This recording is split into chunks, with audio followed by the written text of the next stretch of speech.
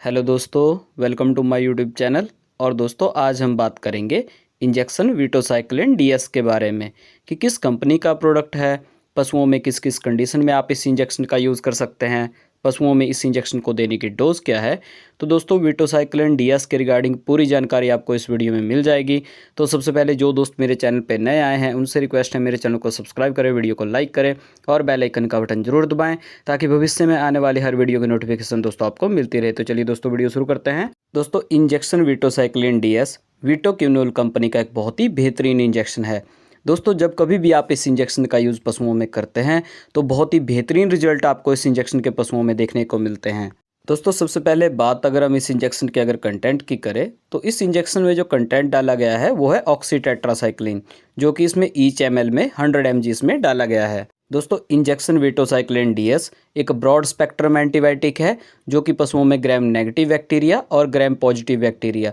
दोनों bacterial infection को रोकने का काम करता है। दोस्तों अब बात करते हैं कि पशुओं में किस किस कंडीशन में आप इस इंजेक्शन का यूज़ कर सकते हैं। दोस्तों पशुओं में बैक्टीरियल इन्फेक्शन की वजह से जितनी भी बीमारियां पशु में होती है उन सभी बीमारियों में चॉइस ड्रग के रूप में आप इस इंजेक्शन का यूज़ पशु में कर सकते हैं। दोस्तों बैक्टीरियल इन्फेक्शन के अलावा अगर पशु में गलत तरीके से कास्ट्रेशन करने से या पशु में गलत तरीके से डिहॉर्निंग करने की वजह से अगर पशु में इन्फेक्शन हो गया है तो उस स्थिति में भी चॉइस ड्रग के रूप में आप इस इंजेक्शन का यूज़ पशु में कर सकते हैं। इसके अलावा दोस्तों अगर पशु में जेनिटल ट्रैक्ट का अगर इन्फेक्शन पशु में हुआ है जिसकी वजह से पशु में सर्विसाइटिस, मेट्राइटिस या एंडोमेट्राइटिस जैसी स्थिति पशु में बन गई है या पशु की बच्चादानी में पस पड़ गई है जिसको हम पयोमेट्रा भी कहते हैं, तो उस स्थिति में भी एंटीबायोटिक के तौर पे आप इस इंजेक्शन का यूज़ पशु में कर सकते हैं। इसके अलावा दोस्तों अगर पशु में किसी वजह से अगर घाव बन गया है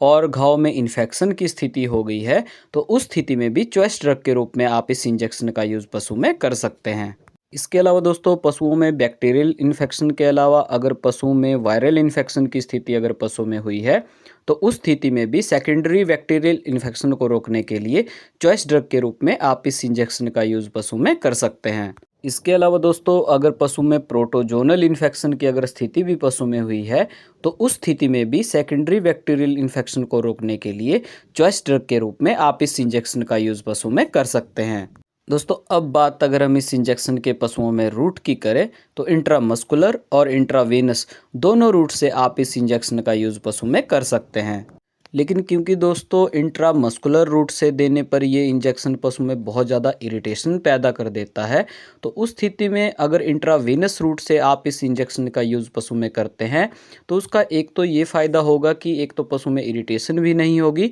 और इसके अलावा बहुत ही बेहतरीन रिजल्ट आपको इस इंजेक्शन के पशुओं में देखने को मिलेंगे। इसके अलावा दोस्तों इस इंजेक्शन की पशुओं में अगर डोज़ की अगर हम बात करें तो दोस्तों छोटे बड़े सभी जानवरों में, भेड़ बकरियों, गाय भैंस और डॉग्स के केस में लगभग सभी जानवरों में 5 mg पर केजी बॉडी वेट के हिसाब से आप इस इंजेक्शन का यूज़ पशु में कर सकते हैं। लेकिन दोस्तों पशुओं में किसी भी तरह की अगर सेवियर इन्फेक्शन की स्थिति है, पशु में बहुत ज़्यादा इन्फेक्शन किसी वजह से हो गया है तो उस स्थिति में 10 mg पर केजी बॉडी वेट के हिसाब से आप इस इंजेक्शन का यूज़ पशु में कर सकते हैं। दोस्तों इंजेक्शन वीटोसाइक्लिन डीएस एक प्रेगनेंसी सेफ इंजेक्शन नहीं है, आप इस इंजेक्शन का यूज़ गाभिन पशुओं में नहीं कर सकते। लेकिन इसके अलावा दोस्तों अगर किसी इमरजेंसी कंडीशन में आपने गाभिन पशुओं में इस इंजेक्शन का यूज़ करना है तो आप पशु चिकित्सक के निर्देशानुसार ही आप इस इंजेक्शन का यूज़ पशुओं में करें, अदरवाइज़ ना करें। तो आई होप दोस्तों कि आपको मेरी ये जानकारी पसंद आई होगी। मिलते हैं दोस्तों अगली वीडियो में नए टॉपिक और उसकी फुल इन्फॉर्मेशन के साथ।